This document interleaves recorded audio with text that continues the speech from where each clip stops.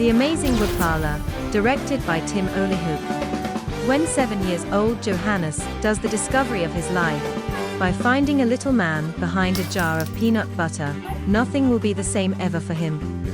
This little guy, named Wiplala, has a special power. He can tinkle anything in any size. When he accidentally turns Johannes' family into his own small size, the adventure is ready to begin.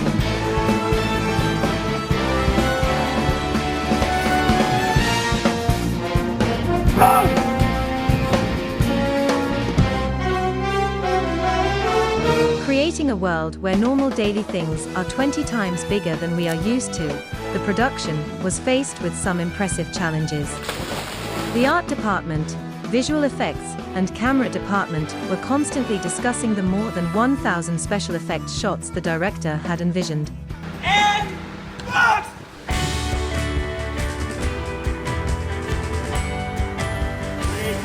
A detailed storyboard was made to communicate between all the departments to make sure everybody was on the same track. More than 1,000 background plates were shot on location over a period of 5 weeks. Those background plates needed to be out of focus, but filming them required the same logistics as the main unit. Those plates were shown on monitors in the green screen studio where the same light, camera height, and angle were matched. In the world of Wiplala, everything is 20 times bigger. Shooting a plate in the real world at 50 centimeters height meant in the studio the camera had to be 10 meters up. The producers didn't get permission to use a drone above the city of Amsterdam, so a 21-meter crane was put on a boat and a truck to get the necessary background shots for the aerial scenes. Every background plate was photographed with a right-size miniature scale model of the actor, together with a silver and grey ball for light, reflection, and contrast references.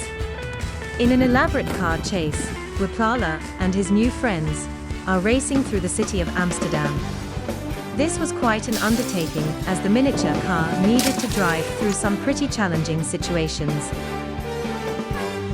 World champion radio remote control car racing Gilles Grooskamp was faced with the challenge to not crash the miniature model and the expensive cameras, which were also put on remote control cars. A special snorkel lens was used to get the image really close to the ground, as the point of view of the actors was sometimes only a couple of millimeters high. A dog was trained to attack the car. Sometimes he was a bit too enthusiastic, and Johannes would have a hard time recovering from such an attack. When the filmmakers finally managed to control the dog, they had to deal with a thing called gravity.